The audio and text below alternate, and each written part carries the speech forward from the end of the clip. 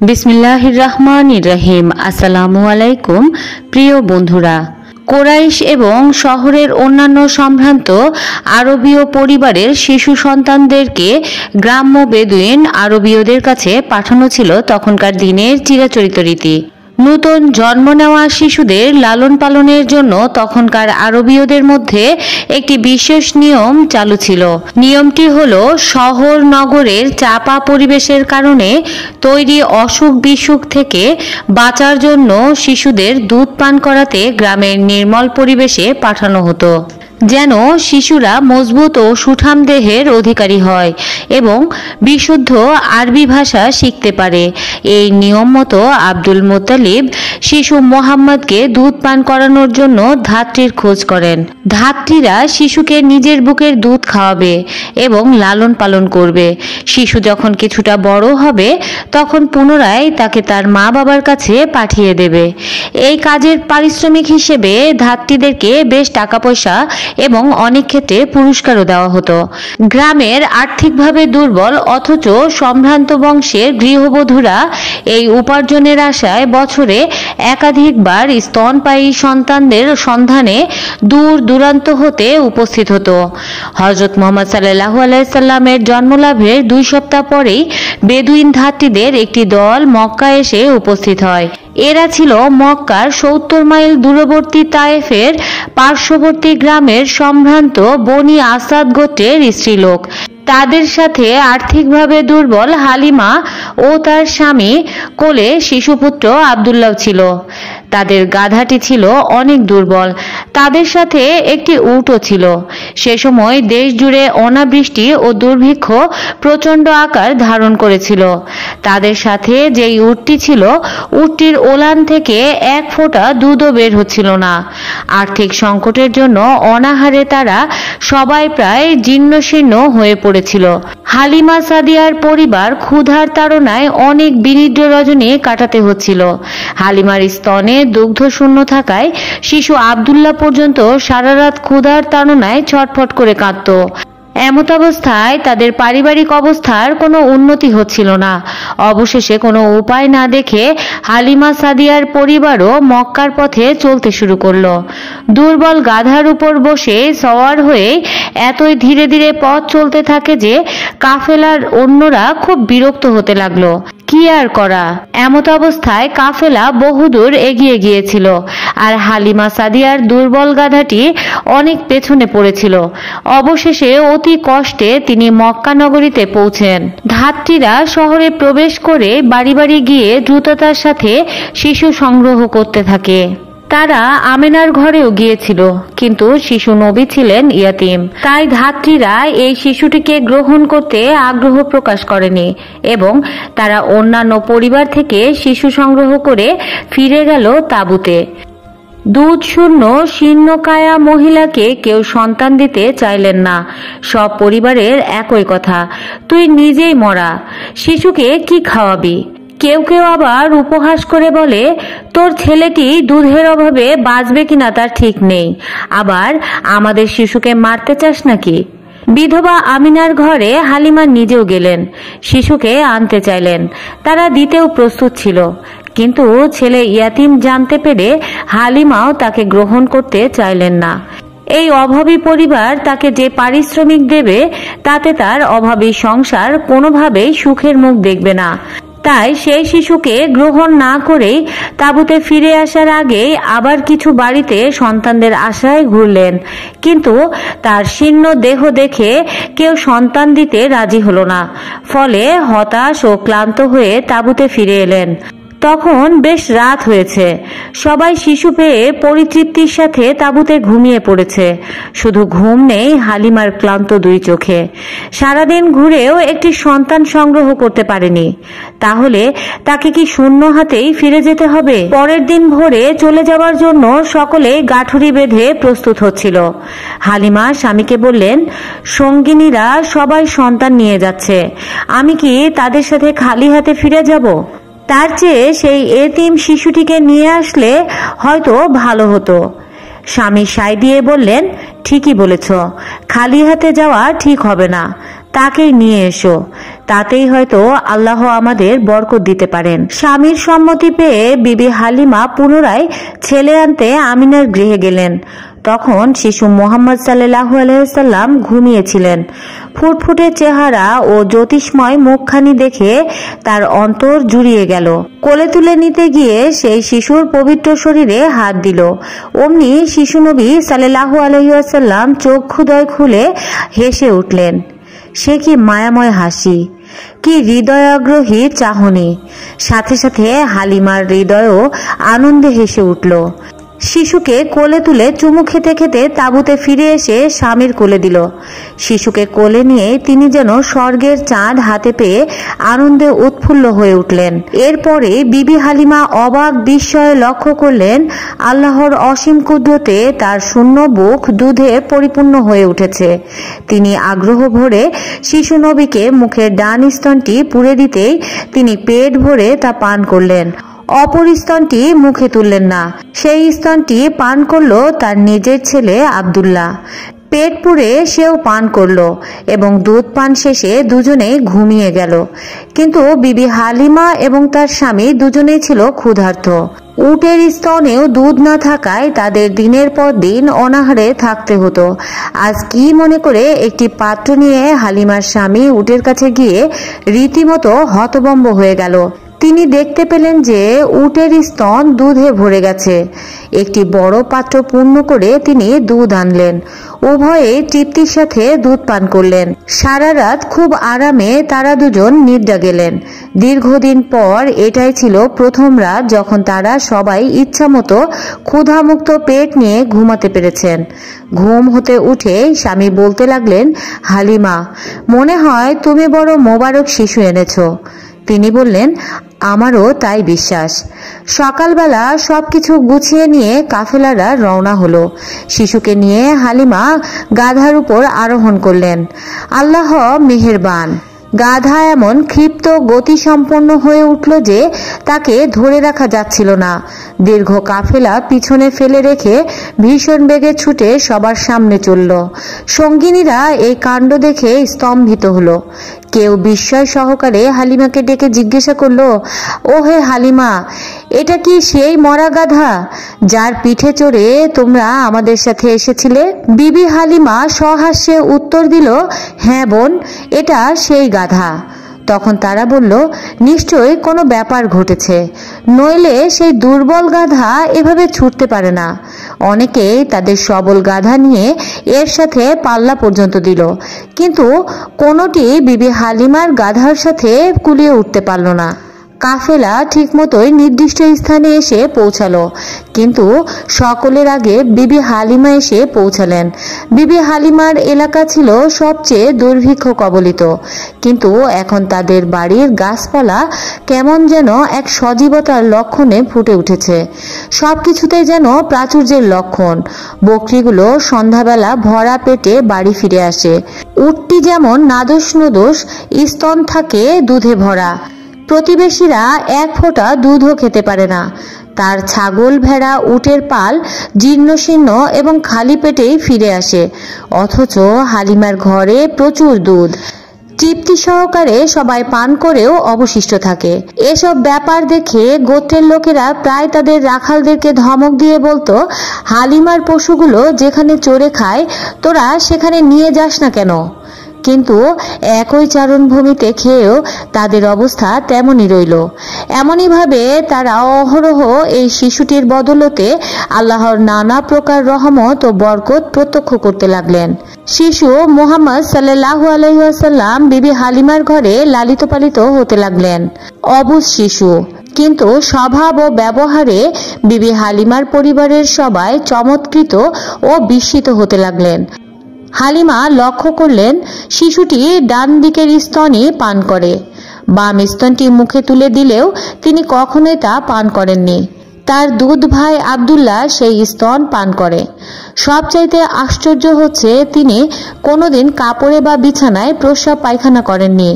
নির্দিষ্ট সময়ে বাইরে গেলেই এই কাজ সমাধা করতেন। আরো অবাক হওয়ার বিষয় হচ্ছে তার পেশাব পায়খানা মাটির উপরে কখনোই দেখা যায়নি।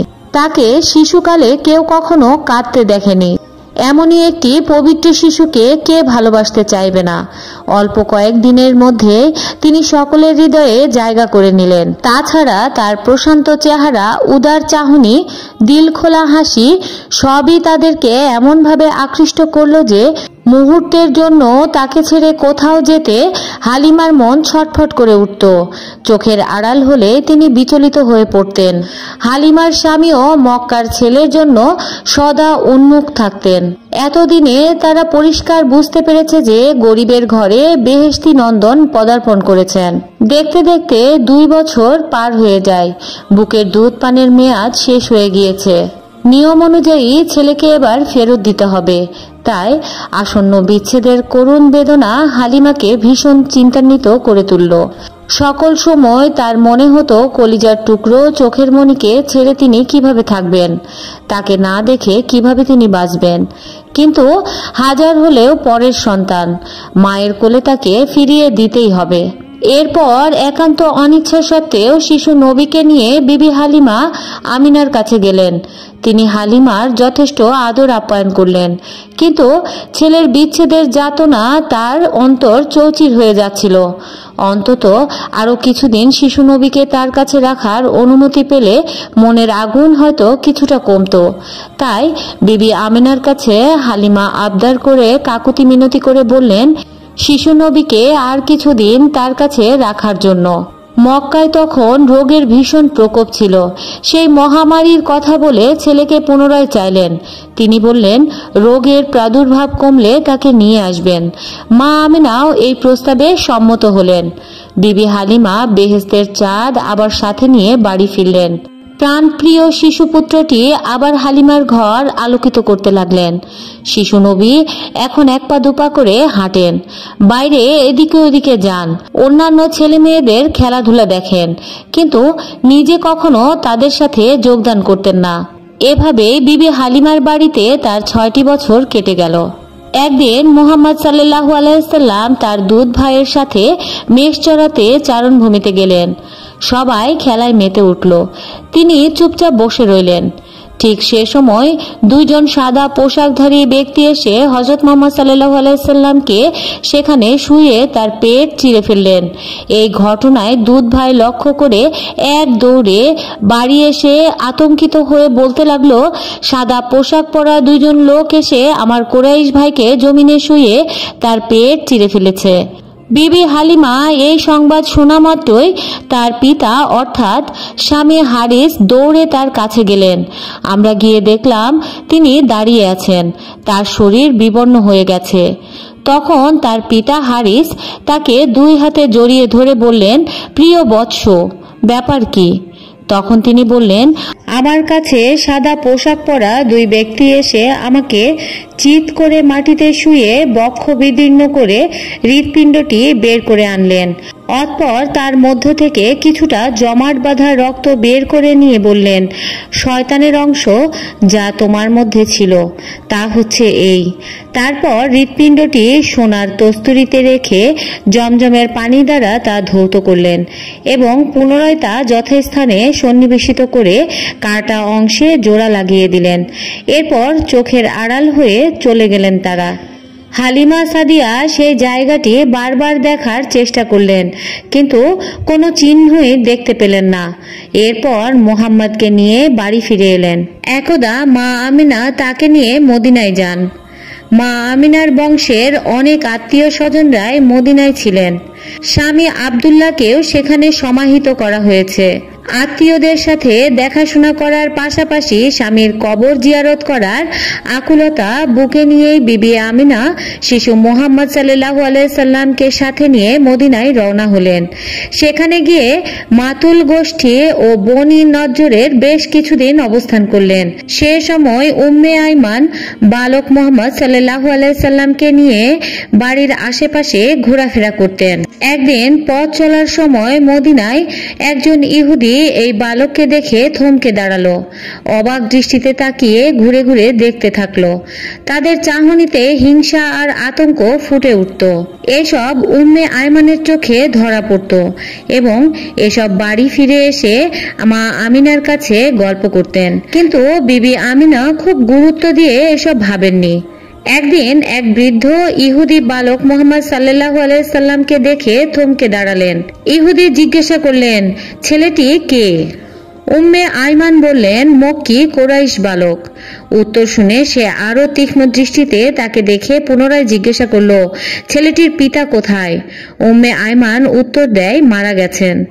এই কথা শোনা মাত্রই লোকটি শব্দ করে মাথা দোলাতে দোলাতে চলে যায়। মনে হলো যেন সে ঠিক অনুমান করেছে এবং সঙ্গের একজনকে ডেকে বলল, দেখ দেখ, ওই ছেলেকে দেখ। আরো একদিনের ঘটনা। এক ইহুদি নানা প্রশ্ন করে জর্জরিত করে ফেলল। সবশেষে তিনি বললেন, এই বালকই সম্ভবত প্রতিশ্রুতির শেষ নবী হবেন। তারপর উম্মে আইমানকে লক্ষ্য করে বললেন, তোমরা তাকে তাড়াতাড়ি এখান থেকে নিয়ে যাও, চলে যাও এখান থেকে, কারণ এখানকার ইহুদিরা তার প্রাণের শত্রু। যদি এর সম্পর্কে জানতে পারে তাহলে সমূহ বিপদ হবে। তারপর কয়েকদিনের কথা উম্মে আইমানের কাছে শুনে নিজের সন্তানের জীবনের সংশয়ের কথা জানতে পেরে বিচলিত হয়ে পড়েন বিবি আমেনা। বিপদের কথা বলা যায় না, যদি কিছু ঘটে যায় তাহলে তিনি শ্বশুর আব্দুল মুত্তালিবের কাছে কি জবাব দিবেন? বিশেষ করে তার স্বামীর এটা তো একমাত্র নিদর্শন। আমেনা আর অধিক কাল মদিনায় অবস্থান করা সঙ্গত মনে করলেন না। সবকিছু গোছগাছ করে নিয়ে আত্মীয় স্বজনদের কাছে বিদায় নিয়ে উম্মে আইমান সহ মক্কার পথে মদিনা ত্যাগ করলেন। মক্কা ও মদিনার মধ্যপথে আবওয়া নামক এক স্থানে আসার পর হঠাৎ করে বিবি আমিনা অসুস্থ হয়ে পড়েন এবং আকস্মিকভাবে সেখানে ইন্তেকাল করেন। মায়ের মৃত্যুতে মুহাম্মদ সাল্লাল্লাহু আলাইহি সাল্লাম ইয়াতীম হয়ে গেলেন। জন্মের 6 মাস আগেই স্নেহময় পিতা দুনিয়া ছেড়ে চলে গেলেন। জন্মের 6 বছর পর স্নেহময়ী জননী হারিয়ে গেলেন চিরতরে। ইয়াতীম মুহাম্মদ সাল্লাল্লাহু আলাইহি সাল্লাম সুদৃঢ় বিদেশে মাকে কবর দিয়ে বাড়ি ফিরলেন, সাথে উম্মে আইমান ও একটি উষ্ট্রি। এভাবে বালক মুহাম্মদ সাল্লাল্লাহু আলাইহি সাল্লামের মাত্র 6 বছর বয়সে একেবারে নিঃসঙ্গ ও নিঃসম্বল হয়ে পড়লেন। আর এদিকে ছেলের বউয়ের মৃত্যুর সংবাদ শুনে আব্দুল মুত্তালিব একেবারেই ভেঙে পড়লেন। ছেলে আব্দুল্লাহ মারা যাবার পর প্রচন্ড আঘাতে তিনি পাথর হয়ে গিয়েছিলেন। সেই শোকের পাথর ভাঙতে শুরু করেছিল মুহাম্মদ সাল্লাল্লাহু আলাইহি সাল্লামের জন্মের পর। একমাত্র নাতির মুখের দিকে তাকিয়ে সব শোক ভুলতে হয়েছিল, কিন্তু তার হলো না। ছেলের বউয়ের ইন্তেকাল করায় সবকিছু উলটপালট হয়ে গেল।